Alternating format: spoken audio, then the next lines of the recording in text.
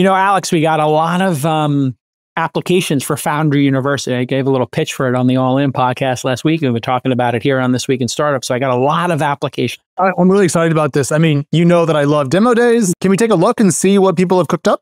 Yeah, absolutely. Here, you know what? I'll do a live demo. This is an application we got actually from Kamala Harris, Kamala GPT. Yeah. This is a language model from Kamala Harris. Let's give it a shot. Should we do it live? Yeah, let's do it live. Okay. Kamala GPT, how many people crossed the border while you were vice president? I can imagine what can be and be unburdened by what has been. Ooh, yeah, that's a little rough. That's a little rough there. This is another application. See, Donnie GPT. Donnie GPT. Here's the Donnie GPT. Hey, Donnie GPT, if you lose the 2024 election, will you concede or will we have another January 6th? Question. Two showers with the other pros. They came out of there and they said, oh my God. I think they're both hallucinating. There were other applications that came in as well. I saw Sam Altman had an application. Here it is. This is Sam's cap table software. Oh, man. Yes. You just plug it in and your nonprofit can become a for-profit and just... Well, if it's Sam Altman's cap table, I'm pretty sure no matter what investors are on there, Sam Altman ends up with 100% of the equity. Here's one for you. You and Mark Andreessen might, he applied and he's got his hair growth tonic here. This is for you and Mark. I'm in favor of this. The problem is Mark has messed up the application of it and has only applied his hair tonic on his beard area, and he should try it on top. I'll get a report back. This is another one. This is Tim Waltz applied. This is for his travel guide to China. He can take a tour with Tim. I don't think I would take that tour right now with the political climate or with Tim Walz, to be totally honest. I don't know. Put tinfoil hats on here. And JD Vance also applied. Here's a JD's guy liner from JD Vance. Guaranteed to make you look like a serious politician overnight. Overnight, absolutely. And there's another one from JD Vance. Someone is a little spicy. Oh, no. Get that off the screen. That's too much. Let's do the show. This Week in Startups is brought to you by DigitalOcean. Whether you're just getting started with AI or seeing projects take off, DigitalOcean is the cloud platform that lets you focus on what matters, building killer apps. Right now, get up to $100K in free credits at do.co/twist. Terms and conditions apply. Oracle. Oracle Cloud Infrastructure, or OCI, is a single platform for your infrastructure, database, application development, and AI needs. Save up to 50% on your cloud bill at oracle.com/twist. And Kalshi, the largest regulated predictions market, now lets you trade on U.S. elections. Visit kalshi.com/twist to see live election odds, place a trade, and get $20 when you deposit $100. All right, everybody, welcome back to This Week in Startups. I'm Jason Calacanis, an angel investor here in Austin, Texas. And with me is my partner in crime from the East Coast. His name is Alex Wilhelm. How you doing, brother?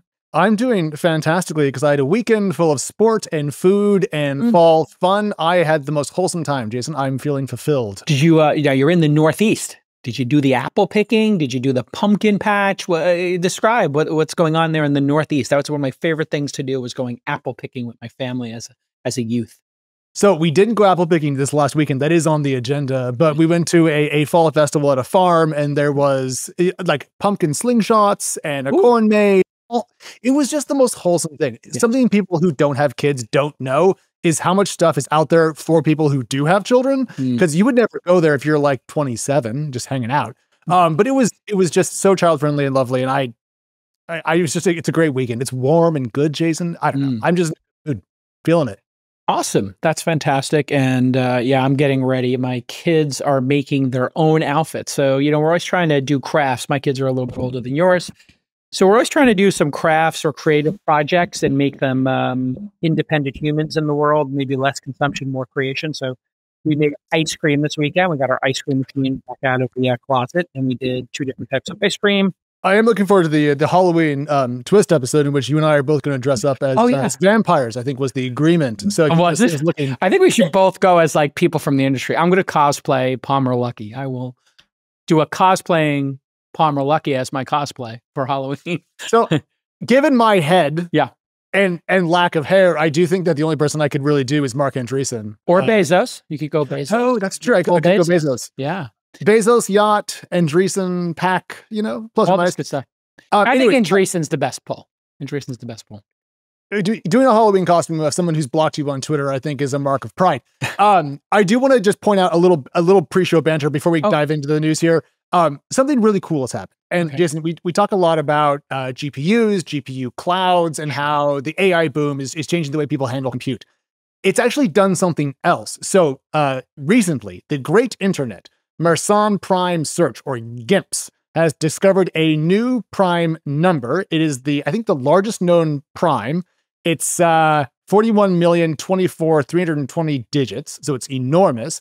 And it turns out there's a guy named Luc Durant, and he found this. Former NVIDIA engineer, used GPUs in 17 different countries to help find this number as part of a kind of independent community-based search. And so here we see GPUs meeting mathematics and actually moving our understanding forward. I thought it was just like a cool combination of stuff we've been talking about. Okay, so a prime number, it's a natural number greater than 1 that has no positive divisors other than 1 and itself. Yep. For example, 2, because, 2 goes into 2 once, or 3 are all prime numbers. So somebody found the largest one at 41 million digits. Oh, my Lord. 41 million digits. That is so many digits. Like, I can't even...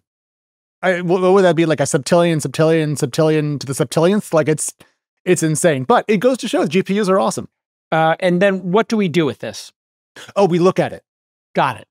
I mean, if we find like a certain size prime number, is it going to open up like the Marvel universe and like all the different timelines collapse on each other or something? Or we just don't know. We don't know.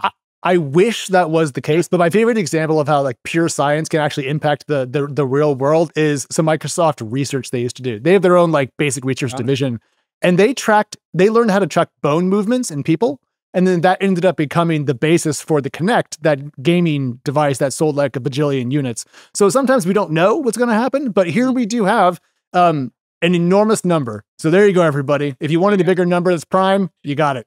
And GPUs are in, short supply. Everybody's buying up all the H100s and all of the GPUs. And there's a startup angle here. DataCrunch is a new GPU cloud. I guess they call those neo clouds now, new clouds. And it's based in Finland. They just raised $7.6 million in equity and $5.4 million in debt. That goes right to NVIDIA's bottom line. And they'll compete with other TWiST 500 companies like CoreWeave and what's the other one? Lambda? Lambda Labs. Lambda Labs, yeah. So there's a bunch of people who are now providing GPUs as a service. We got a packed show today. And, I have been following a really interesting person on Twitter. His name is John LePore, and he is the co-founder of BlackBox Infinite. They put together really interesting prototypes of the future. And I started following this guy a couple of years ago, and I've been tweeting him. So let's just bring him on. John, are you there? There we go. What's happening, Jason? How are you doing, Alex? How are you doing, Twitter buddy?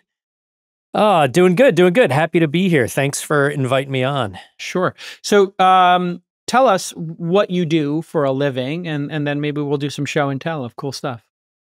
Awesome. So I am the co-founder of a practice called BlackBox Infinite.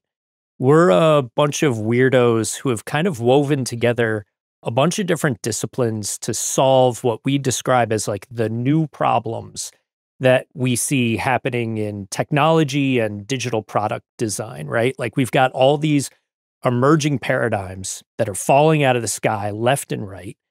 And the digital product landscape, like today, it's really mature. Like it's really mature in a wonderful way. If you need to make an app, you just follow the best practices and you end up with something that's going to hit your goals or your targets.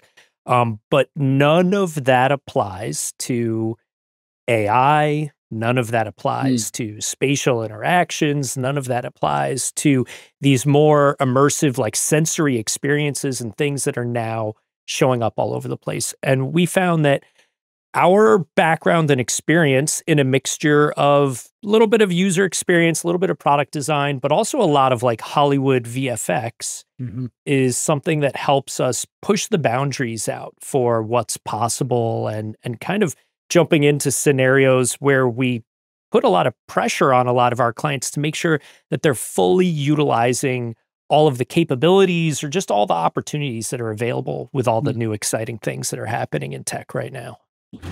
If your startup is all in on AI, well, DigitalOcean is the cloud platform that's going to help you scale faster without all the headaches. You're going to be able to do incredible things with their GPU-powered virtual machines, like training your models or building AI agents or just crushing massive data sets all in seconds. And when you're done, you can spin them back down just as quickly. With options from single GPU configurations to setups with 8 GPUs, DigitalOcean lets you scale computing power based on your precise needs without having to make upfront hardware investments. DigitalOcean is going to keep your infrastructure simple with an intuitive UI, robust product documentation, and on-demand support. And with all that on-demand support, you're going to spend all your time building the next big thing, not managing infrastructure. DigitalOcean is your best choice because it's simple, scalable, and cost-effective. So here's your call to action. Right now, approved listeners can get up to $100,000 in free credits on us. Visit do.co/twist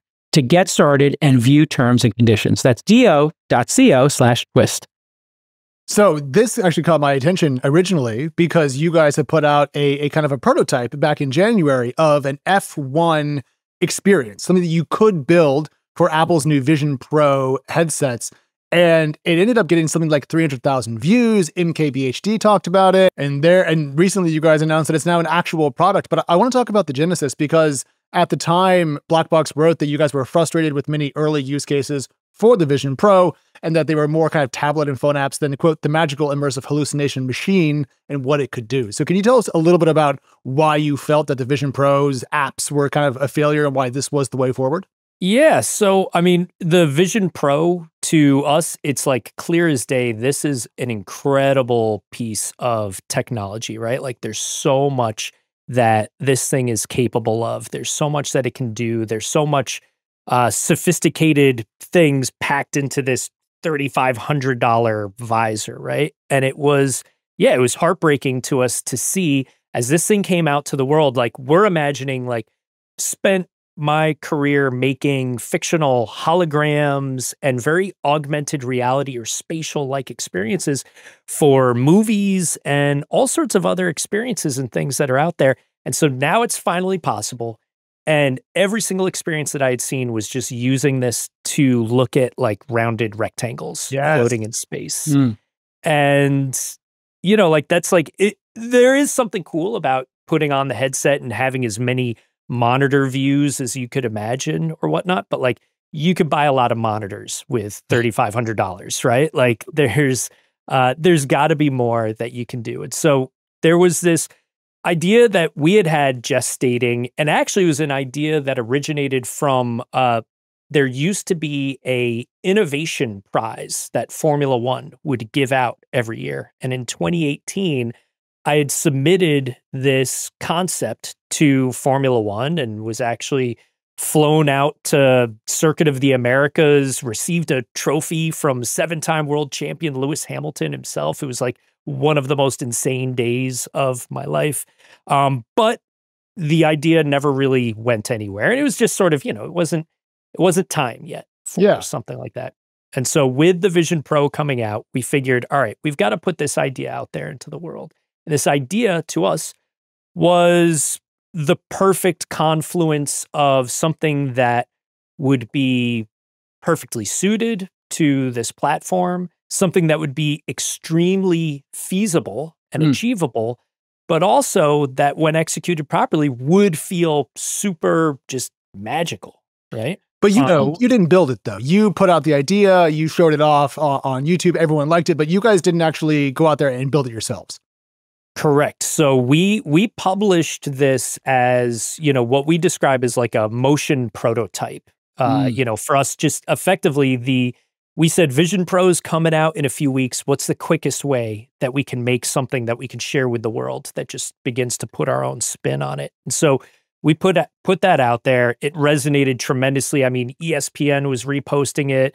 MKBHD featured it several times on his channel. It went all over the place. I think we were at like 60 million plus views of the prototype across all the different platforms. for us, it was also like the ultimate statement of kind of what we do at BlackBox Infinite, which is we look at the possibilities and we start cracking the code. Who did you do that for? So you came out of the if I understand correctly, and the way I discovered you was you do this with movie studios. So when we saw all this like incredible stuff in Iron Man 2, you had done some of that work of what Iron Man sees through his heads-up display, etc. So you do visual effects for movie studios primarily?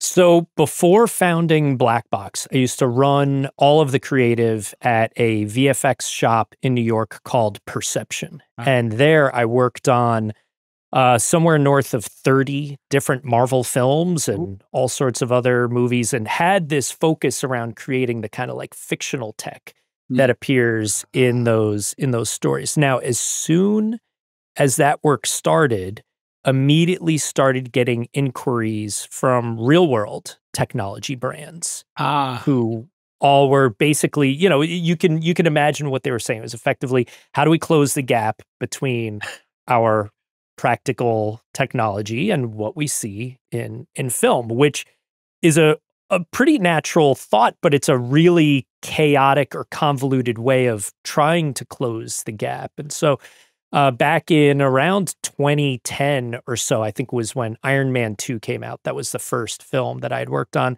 I sent myself off to like user experience and digital product design boot camp and just got really immersed in what does it take to not just, you know, make a painting of a house, but how do you make the blueprints? How do you engineer every different aspect of it and create something a little more sound and a little more feasible? And for me, there's this really wonderful tension and overlap. I am probably guessing you've got a huge cloud bill coming in every month. And listen, you don't want to cut your team size, right? You need all those talented people you have. But if you use Oracle Cloud Infrastructure, aka OCI, and you're hearing a lot about that today because so many people are using it, you're going to cut your cloud computing bill, get ready for it, in half. Such a great deal. All you need to do is move to the OCI, which is your one-stop platform for your infrastructure, for your database, app development needs, and it's got AI built in where you need it most. It's more cost-effective than other cloud offerings. OCI charges 50% less for compute and 80% less for networking. So you're going to save a ton in the cloud where you pay by the minute. Spending less adds up. We all know that. And these bills can get out of control. And that's why startups love OCI. So here's a very simple call to action. Oracle's very generous. Oracle has put together a special introductory offer that is available to you if you qualify. Oracle will chop your current cloud computing bill in half if you move to OCI. So check if your company qualifies at oracle.com/twist. This is Oracle showing their commitment to me, your boy JCal, and the startup community here on the #1 podcast in the world for startups. And now there is a limit here. This is limited to new OCI customers in the US. Minimum financial commitment and exclusions apply. Oracle.com/twist. That's oracle.com/twist. Is the gap closing? Because it did seem like Minority Report felt like, man, that is way in the future. Like when he was doing the pinching and zooming and the self-driving cars, and then there's iRobot, and then we see in the last week, you know, the Starship gets caught, a 23-story building gets caught with some toothpicks, and you know, the bus and the self-driving car at the robo-taxi event was pretty compelling. All of this stuff, and then, you know, let alone what we're seeing with VR and AR. Is the gap tighter now between Westworld and the real world? The gap is either tighter or it's farther apart than ever. Okay. Because I believe we're now being equipped with all of the possibilities, but we have a lot of baggage of the way that we've been making products and experiences and tools, and sort of, you know, digital product design has, through its maturity, had a lot of the imagination just sort of drained right out of it. There are all of these, you know, patterns and processes and whatnot. And it's this amazing, it's this huge field, right? Digital product design. But there's so many people that are just, you know, stuck in this kind of following rules. And those rules are there for a reason. If you think about how much money is at stake for a company like Meta, Yes. You know, if they put the pixels for an ad in a certain spot, it might not look good in a Marvel film, but it might print an extra $1 billion a year. So they are obsessed with the click-through rate of advertising, and that's their master. Whereas in a film, the master is what's elegant and beautiful and inspiring. And so I guess those two things, we have to close the gap. But let's look at one more time, and I'll describe it for the audience, this unbelievable F1 experience. Because when I saw this, I was like, well, John did it again. And so here, if we pull it up, you have in front of your computer monitor essentially the entire track. And so you see the track and you see the cars going around it, which is amazing. And then when you hover over it, I suppose this would be on hover or whatever, you can see a little monitor go above the car that shows the driver's perspective. So now you're seeing multiple drivers' perspectives, and you're seeing it go around the track. And I'll be honest, this kind of driving sport was never super interesting to me. But when I saw this, I was like, I actually don't want to go to F1 in person. I do want to experience this because being able to switch between the first person perspectives to me and watching it on the full track, that makes sense. But watching go zoom, zoom, zoom by you in person sounds quite repetitive. What are your thoughts on that, Alex? Am I too simple here in describing what I'm seeing? No. You are an actual fan of zoom, zoom, zoom. Yeah, no, I'm a huge fan of F1, but you actually make a really good point, which is that a lot of the camera angles during the race are kind of lame. They often do like shots of cars coming towards you, so you can't tell how fast they're going. They cut too much. You can't follow individual drivers. And also, they can only show you one shot at a time, but there's 20 cars out there, so you often miss interesting battles. And so what I think this prototype that now became a thing called Laps with a Z for the VisionPRO is so cool because it'll highlight so much more information. So it's not just showing us what we had before in a slightly remixed fashion, it's expanding the aperture, more data, more information, and therefore more enjoyment. And that's why it does feel like something a little bit new and different. So, points to John, because other people haven't made something that's made me want to go out and buy a VisionPRO right away, but this did. I mean, honestly, I think I just lost $3,500. Screw you, John. Well, and also, John, like one thing I also noticed about this, building on what Alex just said, is there's actually multiple things going on in a race. I never thought about that. I just thought, well, who's in the lead? And that's where you're going to focus. But there could be things going on in the back or the middle of the pack that are also super compelling, right? And so this would give you the ability to dynamically switch between those. And I noticed in golf and I don't watch golf on TV, they have this sort of lightning round or supercuts now where you go from one to the next hole. So you have no downtime. It's almost like playing multiple hands of poker simultaneously, multi-tabling in poker. So maybe talk a little bit about how you study the experience and then make the interface, if that makes sense. Yeah, so there's a lot of factors that made this like the perfect storm for us of this will be a special experience. And a lot of that has to do with the feasibility, right? It can't just be, there's a lot of demos out there that show like basketball players running around on your kitchen table or whatnot. And that's technically not possible during a live NBA game right now. You can reconstruct a replay from camera arrays in an arena, but it's complex, takes a lot of time. It's a pretty expensive process. And you can't watch the sport live like that. And anyways, when you're watching a basketball game, like you want to see the physicality of the players in 4K as we get during our broadcast. Race cars, really easy to render in like a real-time game engine, right? And have them look realistic. Formula One has been capturing live telemetry data for generations now. The data already exists for car position, speeds, position of the steering wheel, all of these different sort of factors. It's all been out there basically, in the sport, just waiting for someone to grab a hold of it and do something interesting with it. And then on top of that, it's exactly the factors you were both describing, which is that with F1, you're often stuck just seeing whatever cars can fit within the 16:9 broadcast feed. And there's a story going on beyond those three cars at all times. And so having this global view of the race, of the stories, even of just the greater kind of like geography of these events. Like, I'm a hardcore racing junkie. My dad is a racing instructor. I've spent a lot of time on track. When I'm watching a race, I can't even tell, like, is that turn 7 or turn 15? Like, it's really hard to track and stay aware of this stuff. And so we found that this resonated really well, got a lot of people really inspired and excited about the tech, got a lot of comments from people saying, you know, just like you did, like, I don't care at all about F1. This would pull me into it. And that gets us really excited. Now, the really fun part of this story, or the most recent update of this, is that there is a fully functioning beta of this, that if you've got a VisionPRO headset and you're on test flight, you can jump into the beta and you can experience this. It's called Labs. There's an amazing team of developers in Prague who, upon seeing the initial concept film, they basically said, well, can we build this? Can we make this? Do we have the ability to put this together? These guys spent several months, brilliant guys, Simon, Martin, Jan, Yarrow.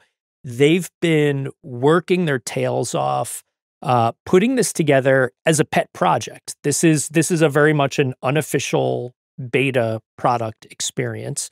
And if you were to watch the race yesterday, that was unfolding, watch it live in this experience Labs, you would swear this was the official Formula One experience. It is so polished, it's so sophisticated, it's so well executed. And so we at BlackBox have teamed up with these guys to just continue to develop this further. Amazing. Keep pushing the boundaries of where this can go. And we're just loving it because it's this like ultimate sort of manifestation of this concept that we saw kind of light the internet on fire several months back. And to us, it's very, very gratifying to see this. I love this concept for you. Make some brilliant design and then find people to build it and then partner with them and share the equity in it. It's very like, you're almost like a venture capitalist like me, you know, betting on people, and your contribution is, hey, here's a design. Anybody want to build it? I love that as a concept. It's honestly, it's been, I feel completely spoiled because it's been even easier than that. There's several different teams that, without even having any contact with us, just took it upon themselves to put something together. This one is several levels ahead of all of the other variants that we've seen. And so we struck up a conversation with them and found a way to, you know, there's no harm in just figuring out if we can help them continue to enhance it. And we love just seeing what they've done with it. It makes us extremely proud. Brass tacks, a little equity in it would be nice. A little yum. You get a little upside in these designs. And if only you knew a venture capitalist, early stage seed investor who could put a little bit of money behind this, man, we might actually have a great product. We'll talk about that offline as we wrap up here. And just next time you do one of these, please debut it here first, and then we'll get the whole thing started.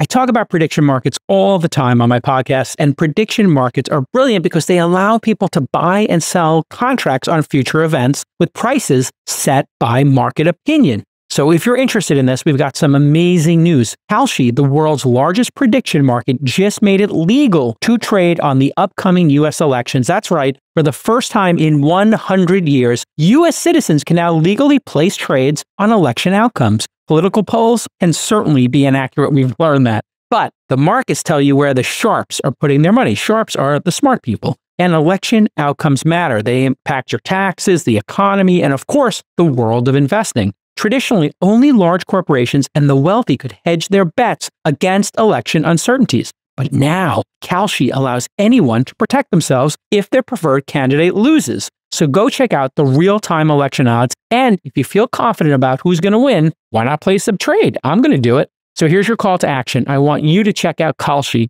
That's Kalshi.com/twist, Kalshi, Kalshi.com/twist, and get in on the action. You will get an additional $20 with your first deposit of $100. That's Kalshi.com/twist. As your most inspiring from your youth, today, anywhere in between, television show, comic book, novel, but mostly movies, I guess. What is the most compelling for you and inspiring? So that's a tough question. Yes. There's a lot of them out there that I absolutely adore. And I think for me, because I spent a lot of time doing this work, I have come to really respect how challenging it is to convey complex, rich, depth technology concepts when they're only seen like at a glance. Like my favorite that I had worked on was Black Panther, this vibranium sand that you see throughout the whole film. It's like a physical interface rather than a hologram or the sort of traditional like glowing blue shit, as I call it. Like to me, anywhere where you see something that's very distinctly different, but where you can also understand what's driving it. So Mission Impossible 3, I believe it is. The one where they go up the side of the tall building. There's a point in the story where they're breaking into the Kremlin and they unfurl a projection screen in a hallway, and they have cameras behind the projection screen tracking the position of the security guard's eyes, and it's rendering an illusion of the hallway continuing. Amazing. Moving along with the guy's eyes. And I saw that in the movie theater. I turned to my wife and I was like, honey, you got to understand what's happening here is they're tracking their eyes because that gets the right perspective. And she's just like, you dumbass, I get it. It's obvious. Like, why are you like everybody in the movie theater understands this? And I was just like, there you go. That's brilliant. Well, and if you think about invisibility as a concept, you know, Wonder Woman's invisible jet, I know you're Team Marvel, but any of these concepts, if you actually know who the audience is and you have a screen, you could make something essentially disappear in the world. And so here is that hallway scene where they set it up and they are tracking this guy's eyes. That's the scene where they track the eyes. And there it is. We now have a security guard who cannot tell that these guys are walking down the hallway with a projector screen. Such a great combination. What a great pull. Just like, and it's all show don't tell, right? Like they're not hitting the brakes on the movie to have a TED talk about how this technology concept is functioning. No voiceover. No voiceover. You just see it and you just get it. And that's, to me, that's a miracle. Westworld also has an amazing one where they're doing the logic trees for how the robots are going to respond in real time. You just see someone glancing at a tablet, and you see with every voice interaction these new branches that, you know, start creating alternate, you know, potential. And you're talking about the HBO series of Westworld. Yes. Done by Lisa Joy and Jonathan Nolan, who I've met, and I've told the story before. Like I remember talking to them, my friend Sam Harris and my friend Elon Musk, to drop a bunch of names in one sentence about artificial intelligence. We had these conversations like 10, 15 years ago over dinner or parties. And here it is, like improvisation, do this. And yeah, you don't need to, and just think about how much this, Alex, what we just saw with that pull, how much of that predated by 5-10 years what we saw happen with ChatGPT 01. So this is one of the really interesting things I love about science fiction and the work you're doing, John, and writers do, Alex, is all of this inspiration is like a flywheel. You build something, put technology out into the world like VisionPRO or Oculus, or ChatGPT, and it just inspires creatives to take it to the next level and then bring it back. And if you look at Her, another great seminal film, the earpiece in Her predated, I believe, AirPods, possibly, but maybe not. And, this whole concept of like you're talking to somebody, but nobody knows you're in a conversation with another entity. And that entity is doing decision trees to make you feel good. So, and those two I love just because they communicate so much understanding. I love the vibe of, and because you just mentioned it, I'm going to drop Her, because I love the way that Her's vision of the future, all the way down to, and like maybe my favorite part of it is the way they treated fashion in the future. And they depicted it as kind of dorky and goofy looking, and we ended up actually trending straight towards that. But just this notion that like, because all the time the future is viewed through the lens of today. Yeah. And that's why like you can see a science fiction movie made where the spacesuits have bell bottoms on them, right? And like things like that. And it just like, you immediately are like, well, that was only what the future felt like during that 3 to 6 year period.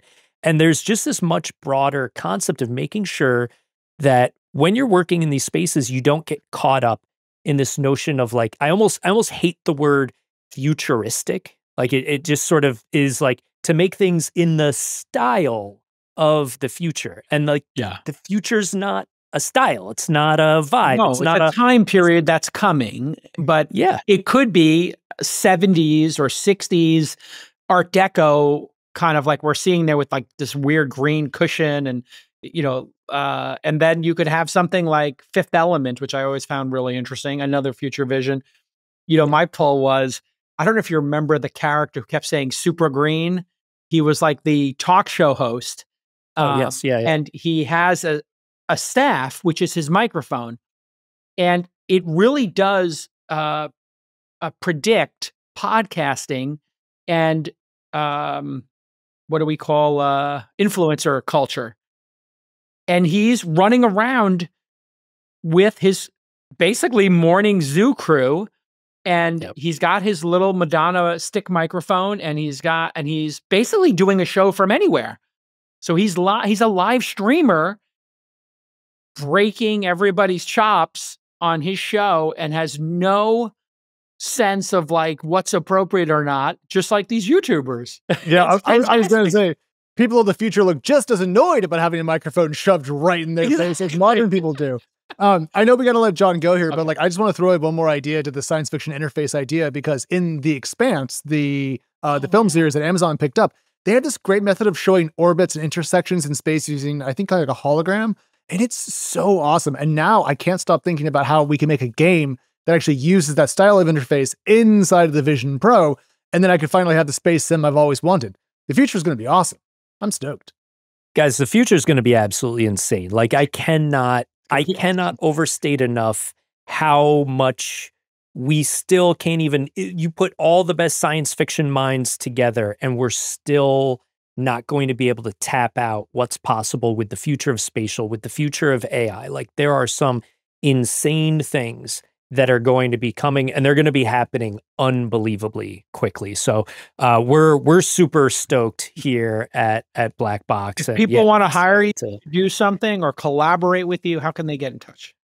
Yeah, just reach out to us. It's blackboxinfinite.com. We're easy to find. We, our typical way of approaching projects is installing ourselves within certain brands or certain teams as like a secret special ops innovation team. And we really quickly iterate through concepts and ideas and figure out how we can get to prototypes and start building pathways and strategies forward from there. So yeah, don't ever be a stranger. And if it's not evident already, I'm always down to geek out about any of these things around where all of this stuff is headed. All right. Well, thanks for coming on the show, and we'll talk to you soon. All right. Appreciate it, John.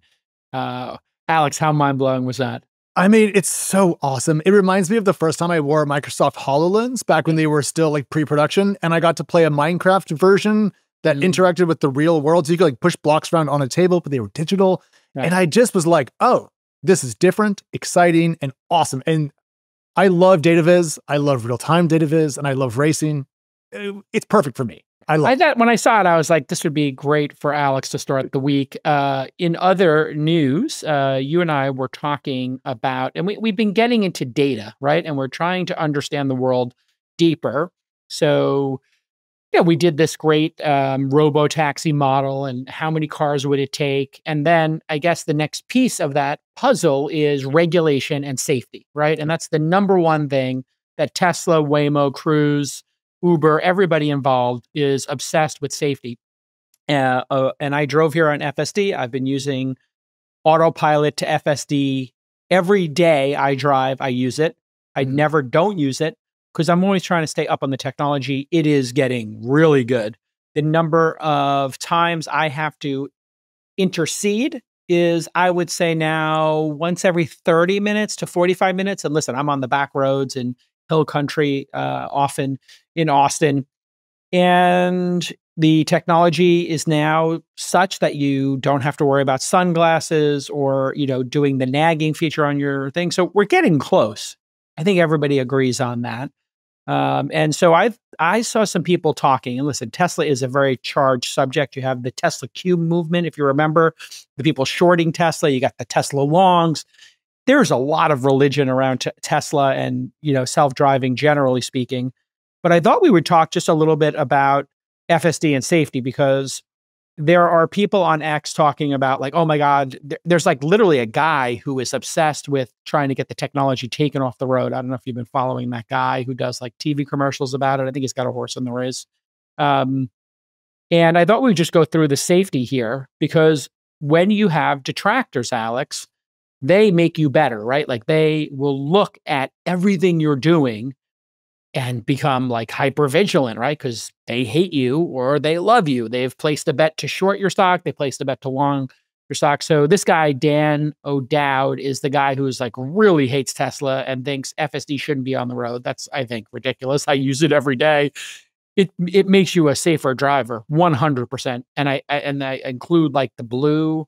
I have something in my Suburban that does lane awareness and adaptive cruise control. So I don't know what you have in your Subaru. Do you have something in your Subaru that does these kind of like level 1 or level 2 features? I'm going to have to confess to something very, very honest here. I don't drive anymore. Oh. I really haven't since I moved to San Francisco back like 12 years ago. And my wife does all of her driving because we live where she's from, and she's a great driver, and she does not really like lane assist technology, but she's a very vigilant person, so it doesn't bother me. But the thing is, Jason, the data that I found, because you had a discussion with Mr. Dan O'Dowd, and your argument, just so people know, was that there were 40,000 automotive deaths per year in the US, give or take, millions of Teslas, 40 deaths over 5 years, 8 a year. Seems to be very small, but you were curious, what about FSD? So I went back to find some information about this just to kind of get a feel for where accidents have been trending. And the nice thing for us here in the States is that the number of fatalities per 100 million miles driven really fell from 24.9 back in 1921 to just 1.33 per 100 million miles in 2022. So a trend that points in one direction. But the question then becomes, inside of that kind of modern world, how do driver assistance systems do, and how do Tesla's FSD do? So pulled some more data, did a lot of digging around.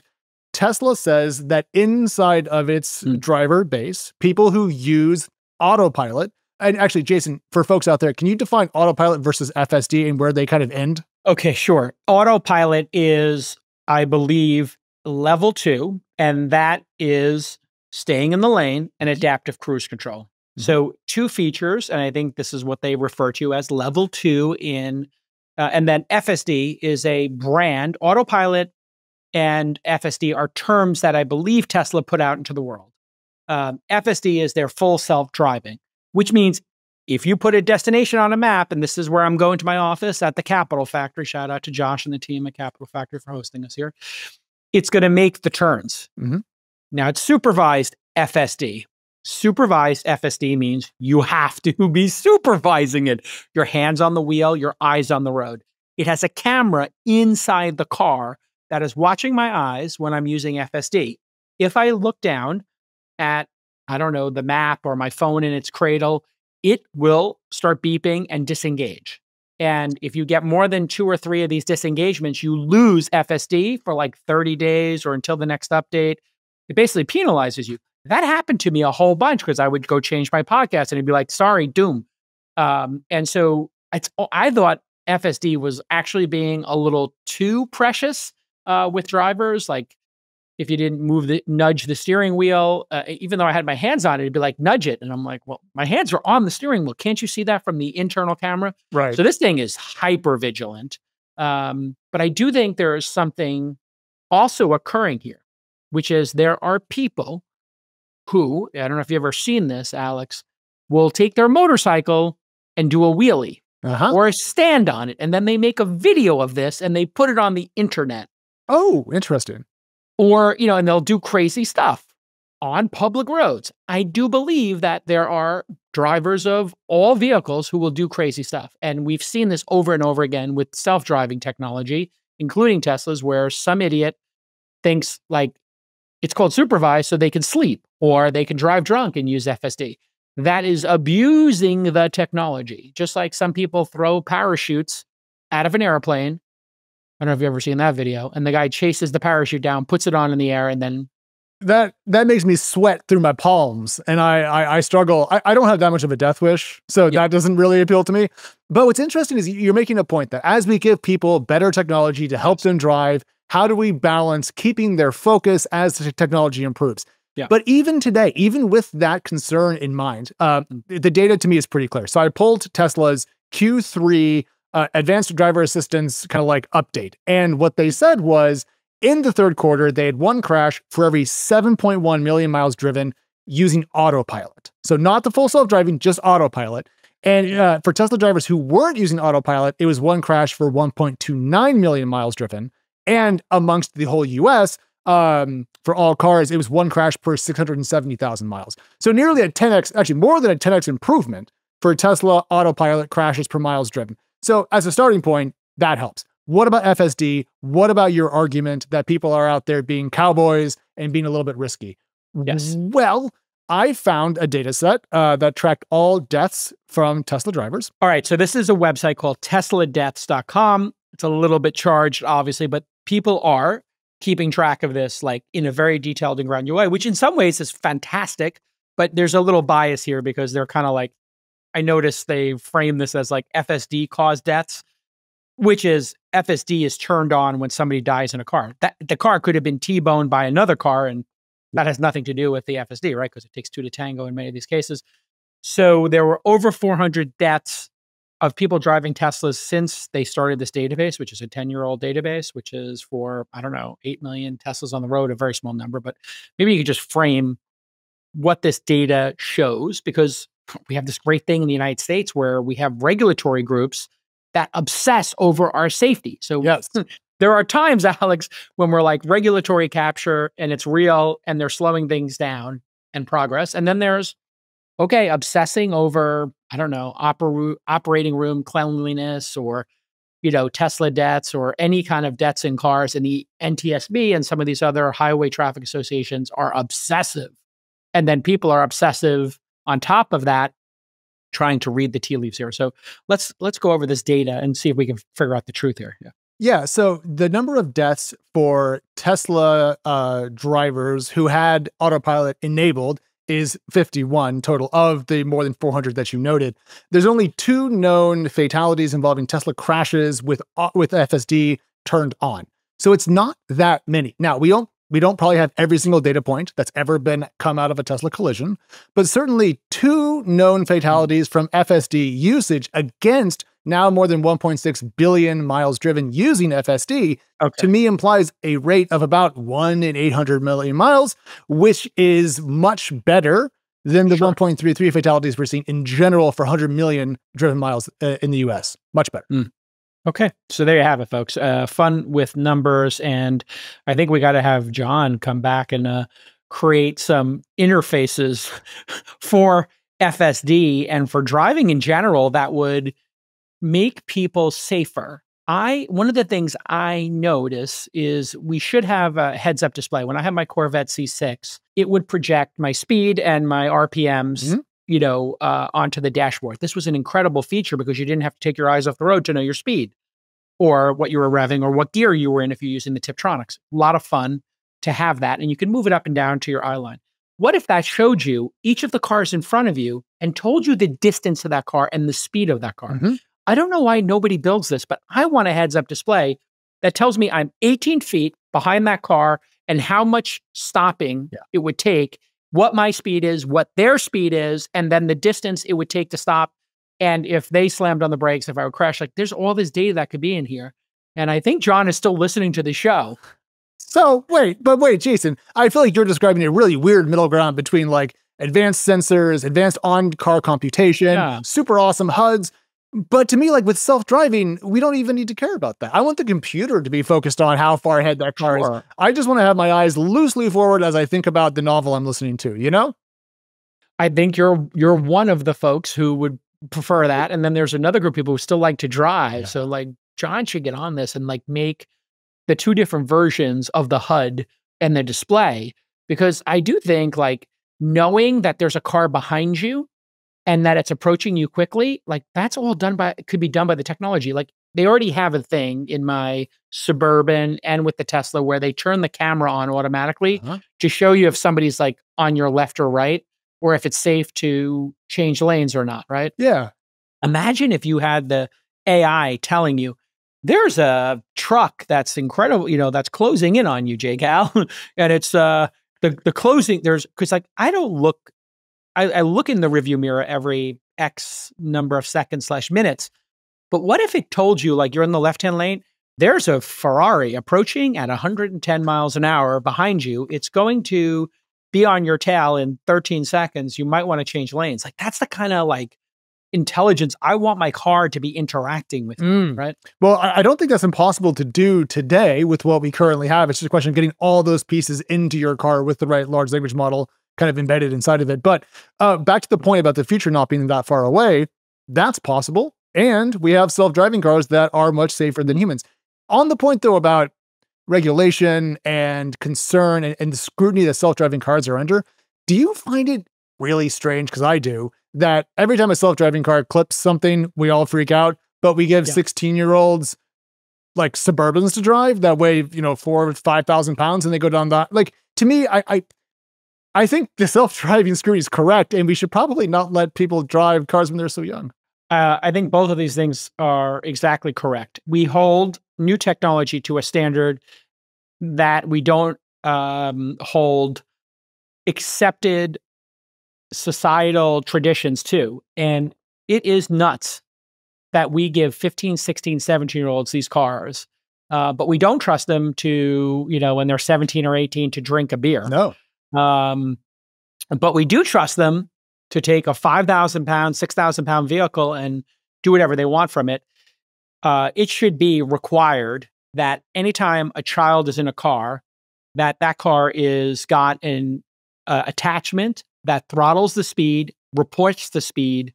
Anybody under 18, it should track everything you do in the car. I know this sounds crazy and I'm privacy experts, but when my daughters start driving and I have in my Tesla the ability to watch their ride, to know their speed, and it would be great if I could geofence. Like I should be able to geofence my car and say, this car cannot go out of 50 miles from my house unless this code is put in. And that code would be something my wife and I knew, but nobody else knew. Yeah. So if you steal my car, or my daughter, or you know anybody's child decides, hey, I'm going to go rogue. I'm going to go somewhere I'm not supposed to go. Which we did when we were kids. Yeah. We decided to drive down to Wildwood, New Jersey one day, which is like a 2-hour drive from Manhattan or New York. We didn't tell our parents. You know, they would not have allowed us to do that. And we just decided, well, if we drive really fast on the highway, we can get there and back without them knowing. The solution is crime, naturally. Yeah. Precisely. So anyway, this is like such a really good idea, I think, is to put those things. I mean, when you look at the scrutiny that we put, I don't know, psychedelics or, you know, cannabis under, and then alcohol. Oh, it's craziness to me. But here's the thing, the difference between you and I, Jason, is that of the two of us, only one of us is friends with one of the leading EV manufacturers in the world who also has a space satellite system that could be used to geofence that car. So why are you telling me this? I feel like I'll tell you. Get that phone out. Well, you know what? It's interesting. We did have conversations about this with our kids early on, and he did mention to me that, well, we could put a speed regulator on it, and they have a speed regulator on it. The speed regulator on your Tesla wasn't exactly for your kids. You know what that was for? To make sure that you don't get speeding tickets. Oh, interesting. Because any person who drives a Tesla, I think, has had the experience, or if you drive a Mercedes or a BMW or an Audi, the cars are so smooth that you don't actually feel the speed. Now, if you're in a Corvette or some car that RPMs, you're going to feel it because the engine revs up. You don't actually feel the speed in a Tesla. You could be going 85 and think you're going 50. You could be going in a Mercedes 95 and think you're going 65. you don't feel it. And I think that's like one of the things to keep in mind. But yeah, geofencing would be a great feature. And then tracking each ride. And there are third-party services that do this already. So that's why I think the ODBP port, that there's a port on every car that lets you do telemetry and other things. Oh, I know what you're talking about. Yes. Yeah. That should be like a really, a standard item for folks to use. Well, we're going to stick with the geofencing concept, and we're going to stick with robotaxis and talk just for a second, everybody, about the upcoming Pony.ai IPO. We've talked a lot on TWiST lately about distribution dyers. OBD. Thank you, John. Oh, our guy, John LePore, is here. John, come on air for a second. Pull John on air for a second. This is great when you have the guest. He just like hangs out in the green room. The guest is in the green room. John, you heard our conversation about self-driving tech. What should happen? Go ahead. Your brain's been going over time. Hearing our— Oh my God, I'm going nuts over here listening to you guys. So I've worked with over 10 automotive OEMs on in-car digital experience. The short version of it is across the board, whether you buy a really expensive car or a really cheap car, they're all the equal level of total trash.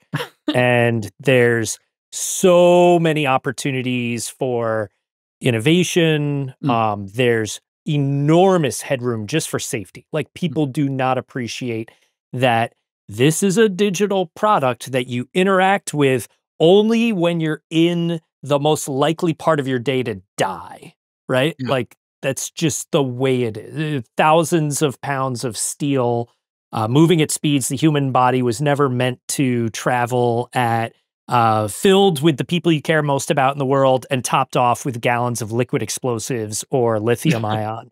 And That's one way to describe it. User experience becomes a very like mission critical sort of factor in that context. And I think it's abysmal that we don't have and it's interesting. We just wrapped a project with a new automotive brand where the hardest thing that we did was convincing them that we could take the equivalent of like the grandma phone from the nursing home with the huge buttons on it, and make that feel sophisticated and elegant, but also that if people had access to something like that and used it for a certain period of time, they would then step into every single other vehicle and say, like, the manufacturer of this vehicle doesn't care if I live or die. And that's what it is when you're using any of this stuff in a vehicle. It's that simple. Yeah. I mean, the safety could be improved just by making the pilot more aware of what they're doing. Like, people don't understand exactly how speed is involved in the death rate in accidents. And if you were to alert somebody when they go 90 miles an hour, that they just increase their fatality rate by 7x.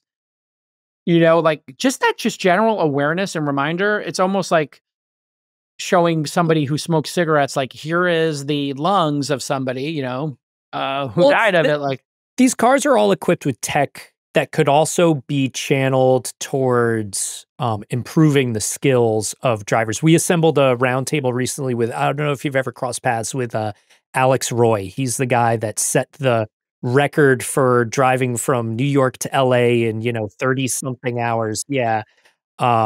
He is he's obsessed, for a guy that broke every vehicular law you could imagine. He is obsessed with safety and with driver training above all else. And all of this tech could be coaching people to just be better. Tesla had drivers. this. Tesla had this score. There's a safety score that Tesla has in the app.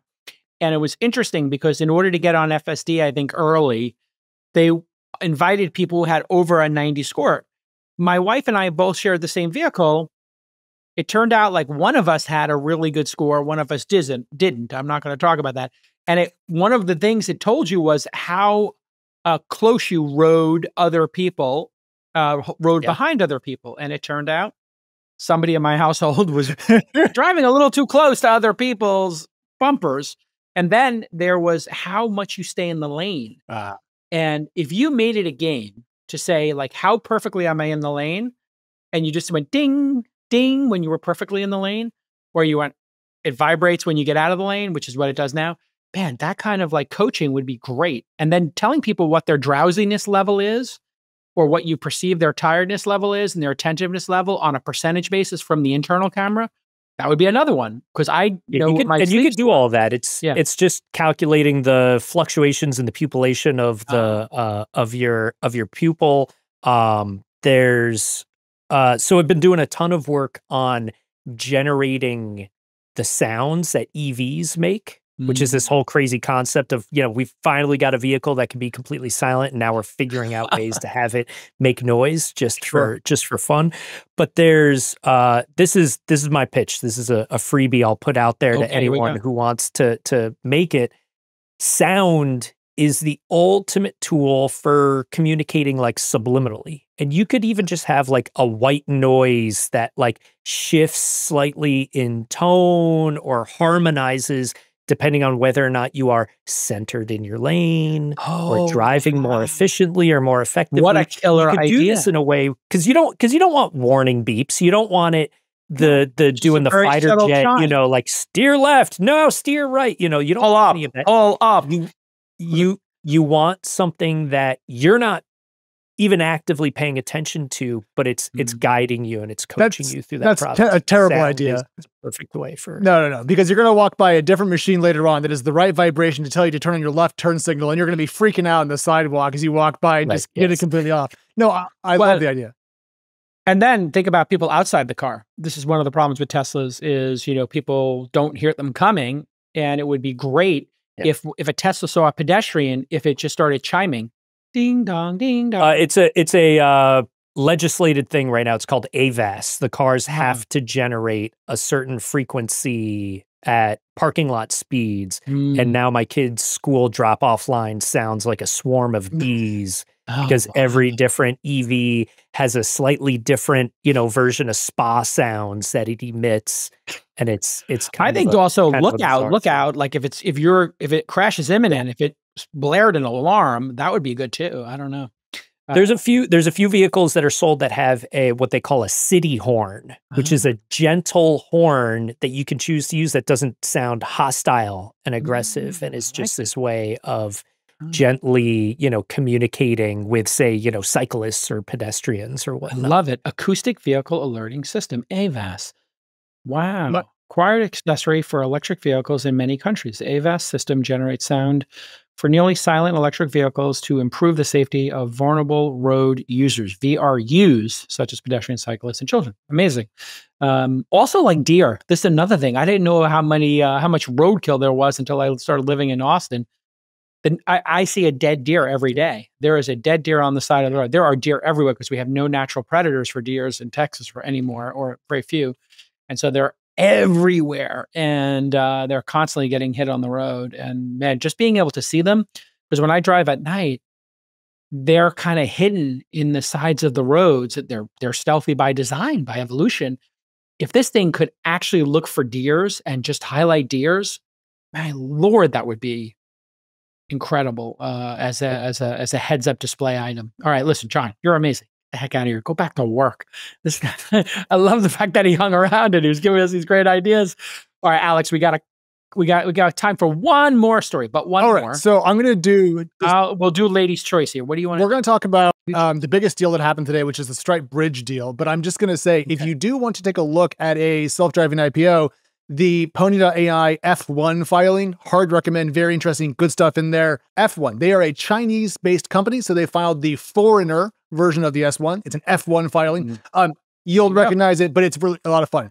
Just before we went to air, though, Jason, a company called Bridge was purchased by Stripe.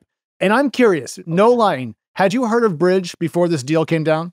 I had not heard of Bridge, but I understand that they are they somehow involved in stablecoins? That's my understanding. Yeah, so they do two things as far as I can tell. One is they help companies accept stablecoins. So around the world, if you want to be able to kind of ingest them as currency, you can do that through them. And they also, according to their website, will help you spin up your own stablecoins. Now joining Stripe, I don't think it's too hard to see the overlaps here, but my read of this was Stripe thinks that stablecoins will enable lots of global e-commerce, and so they want to be right there, so they bought Bridge. I kind of love it, frankly.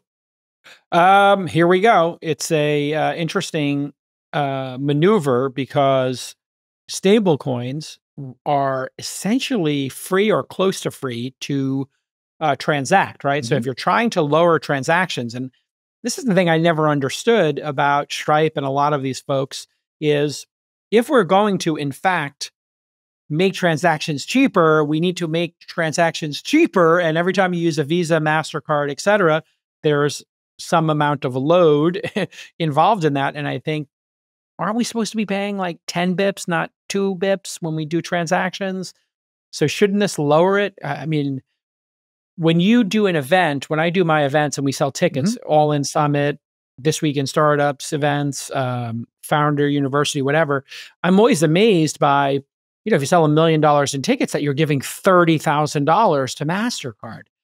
Or if you sell 10 million tickets, you're giving $300,000 or $250,000 in merchant fees. Wow. It actually is a large number when you start thinking about that.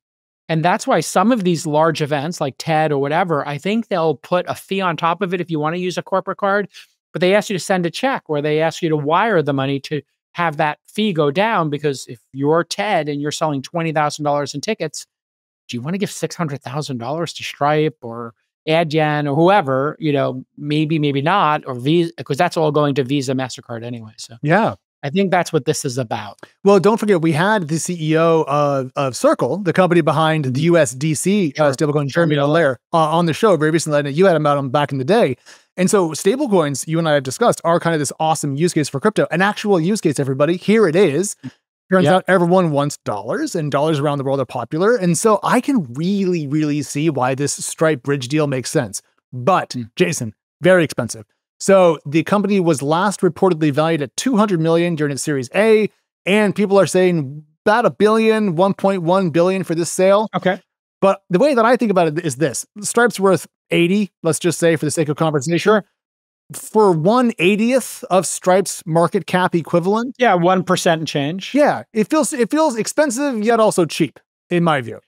When you do these kind of deals, you're just going to look at what is the acquirer's theory here. If the acquirer's value increases greater than 1.x%, 1.1 or 2% here, then they essentially will get the acquisition for free. Yep. And you've seen this when people acquire a company. I think when Amazon bought Whole Foods for, I think it was 14 billion or 12 billion. The stock went up like 30 billion. And so in your mind, you're like, okay, they just made $15 billion buying this company. And there is some truth to that. If you look at a really expensive purchase, WhatsApp was 19 billion, right? And that was a significant portion of Facebook's market cap at the time. But they took out a potential competitor. And I think they probably made that money back many times over in terms of the cash that they made from advertising, just from having that as part of the network and not having Google own it or Microsoft own it. Yeah, but I think that at the time was more like a 10% of Facebook's market cap. Yes, it was a large percentage of their market cap. It might have been 15%. I think they might have been worth 100 billion and change. Yeah. These things are, these things, you have to be thoughtful about it, but this is a really good sign. We've been talking about tuck-in acquisitions. I think Lena Khan is kind of in her last hurrah. I don't know that she can actively block something between now and the end of this term. So, well, I was going to say it's getting done, Jason, but that's being announced, and neither one of us think there's going to be regulatory, stuff here. So it could be a really big cash-on-cash return for Sequoia, Han Ventures, Ribbit Capital, and Index. They put, I think, a combined amount of 58 million into this business, and they're going to get a lot more than that back. So DPI, everybody, it's back on the menu. There you go. DPI is back on the menu. We've got an exciting week for you. We're going to be taping live tomorrow and on Wednesday tomorrow at 10 a.m. Pacific, 1 p.m. Eastern, 12 p.m. my time here in Texas. And I think on Wednesday, we're going to go a little bit earlier, 9:30 a.m. Pacific, 11:30 a.m. my time, because I got to catch a flight. But tomorrow, we're going to have one of the executives from Heritage. I've been talking about the Heritage Foundation, and we've been talking about election interference, election integrity. We had votes on last Wednesday. And so I asked Alex to keep pulling that string. I saw Heritage had released information, again, back to fun with numbers like we did today, where we talked a little bit about, safety in EVs. And last week we talked about fun with numbers. We did back of the envelope stuff. What would it take to create a robo taxi fleet? We'll do a little bit of that around election integrity. They created at heritage.com, I think that's their domain name, an election integrity database. And now this is a partisan organization, but we'll get their side of the story. They are very concerned about election integrity, and they made a database of 1,600 cases from the 80s till now. And I did some back of the envelope math, and where that was like 40 cases caught a year or something to that effect, very similar to what we just did with the safety of Teslas. So we can get to ground truth. And Alex, I see that as like a really great way for us to evolve the show here this week in startups, is to tackle the biggest societal issues: self-driving, election integrity, energy, solar, nuclear, and then just really get into the numbers, since you're great with numbers, and say, what is the truth? And that means having some of these biased people or partisan people on the pod, right? That we get their perspective, and then we can put it against the numbers and see. I'm curious to see what Hans has to say. I've gone through the Heritage database, and in fact, we cited some Heritage data next to some Brennan Center data when we did the last Wednesday show. So we are not opposed to going across the ideological spectrum to find what people had to say, and then we'll poke at it. But Hans will be on the show tomorrow, and that's a reminder that I have a metric pile of work to get done after we finish taping today, because we have a raft of interviews coming, guys. We are bringing more people on the show, on the live show, off the live show. So if you like TWiST, get ready, because there's a lot more coming. Yeah. A lot more coming, and we will be starting our cold open. So I'm trying to have the creative energy to do a cold open every episode, like we did on today's episode. So look for a little comedy. Alex is going to be my straight man here, and we'll try to do a little something funny for you every day, like I do on All In here at This Week in Startups. Follow Alex on Twitter. I'm Jason on Twitter. That's a great way to communicate with us, your ideas for the show. Go to This Week in Startups on YouTube and hit subscribe, hit the bell, and you can listen to us live. And just like Elon's giving away $1 million a day for people who sign the PAC, his political action committee's, his super PAC's constitution sign up, we're going to give away $1 million a day here on This Week in Startups to somebody who tunes in live. So just tune in live, give us a thumbs up on YouTube, and win $1 million Monopoly dollars, just to be clear. $1 million Monopoly dollars, to be clear. Yes, you can win. Cannot afford $1 million a day, sadly. Yet, give us 6 months, and then give us 6 months. You never know. No, we will. We'll see you in the chat room. We're not giving away $1 million a day, and we'll see you all next time on This Week in Startups. Bye bye.